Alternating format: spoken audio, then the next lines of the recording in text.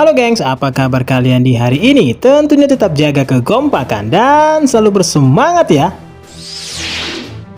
Pada chapter 1185 telah dijelaskan bahwa terjadi sebuah insiden besar di kerajaan Esperia. Tidak tanggung-tanggung, kejadian ini melibatkan karakter penting di pemerintah dunia, yang mana ini menandakan bahwa ada sebuah rahasia besar di Esperia yang ingin mereka hilangkan. Nah, kali ini Abang Kapten akan menjelaskan rahasia besar apa yang ingin dihapus oleh pemerintah dunia itu. Eits, namun sebelum kita lanjut, jangan lupa ya untuk selalu mendukung channel ini dengan cara mengklik tombol subscribe dan juga tombol loncengnya ya. One Piece 1185 masih menghadirkan cerita masa lalu dari Brook dan juga hal yang sedang terjadi dengan kerajaan Esperia. Dalam ceritanya, kita akhirnya melihat apa yang terjadi dengan kerajaan Esperia dan terungkap fakta tentang siapa sosok Brook sebenarnya serta pemimpin wilayah tersebut. Chapter ini masih melanjutkan cerita masa lalu dari Brook, di mana kita melihat momen di mana Brook masih jadi bawahan dari Candle. Sang calon ratu kerajaan Esperia itu diperlihatkan sedang melatih Brook, bukan hanya teknik berpedang saja, namun juga etika dan cara berperilaku. Selain momen kilas balik latihan Brook bersama Candle, diperlihatkan juga berbagai momen kedekatannya dengan Putri Shuri. Menariknya di sini, kedekatan Brook dengan Candle membuat dia berani untuk mengungkapkan perasaan sukanya terhadap Raja Luven. Akan tetapi, dia kemudian memilih untuk tetap menjadi pengawal kerajaan dan kepala pengamanan bagi sang raja. Cerita kemudian berpindah yang memperlihatkan kapal milik pemerintah dunia.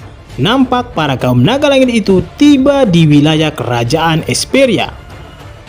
Pasca kunjungan dari pemerintah dunia tersebut, Candle mulai sakit-sakitan, yang mana hal ini membuat semua pihak di kerajaan Esperia merasa sangat sedih dan khawatir dengan kondisinya.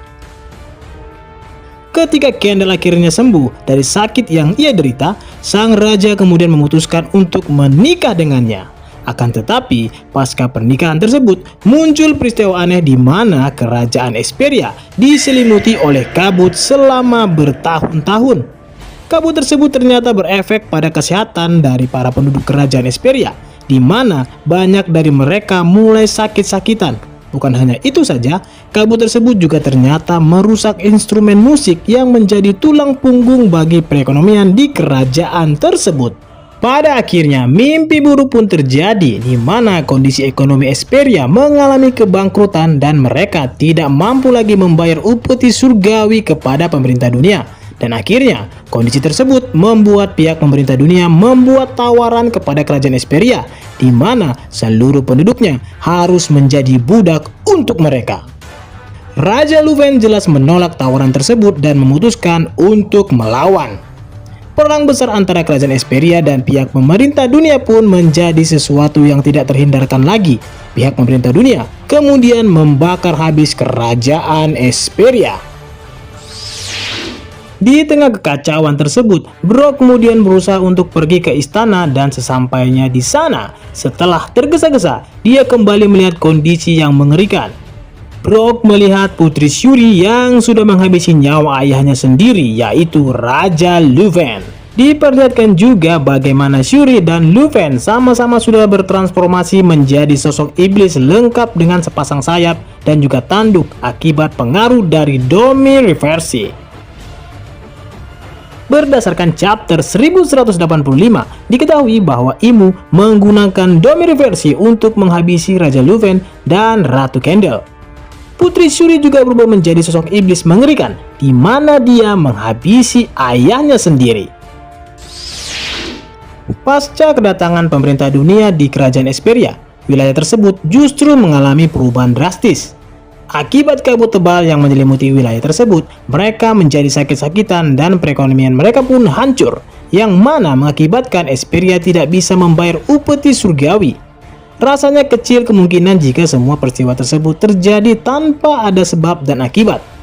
Spekulasi yang masuk akal adalah kerajaan Esperia memiliki suatu hal yang dimiliki atau diinginkan oleh pemerintah dunia, atau bisa juga kerajaan tersebut memiliki sosok yang tidak diinginkan oleh pemerintah dunia ini.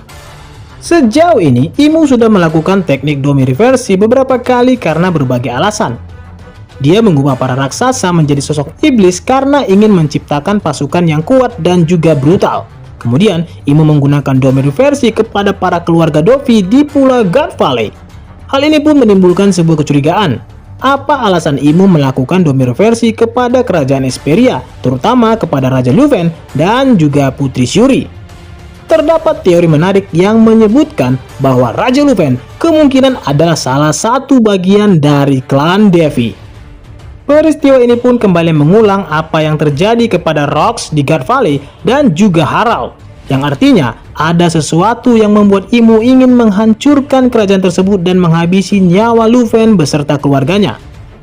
Dua kemungkinan yang bisa terjadi adalah karena Leuven memang benar merupakan salah satu bagian dari klan Di, atau karena keluarganya merupakan bagian dari klan Di tersebut, sehingga hal inilah yang membuat Imu sendiri turun tangan langsung untuk membasmi klan Devi yang merupakan salah satu musuh besar bagi pemerintah dunia.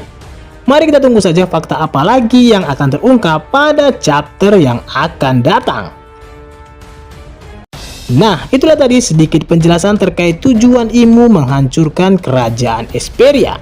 Jadi selamat menikmati dan semoga bermanfaat.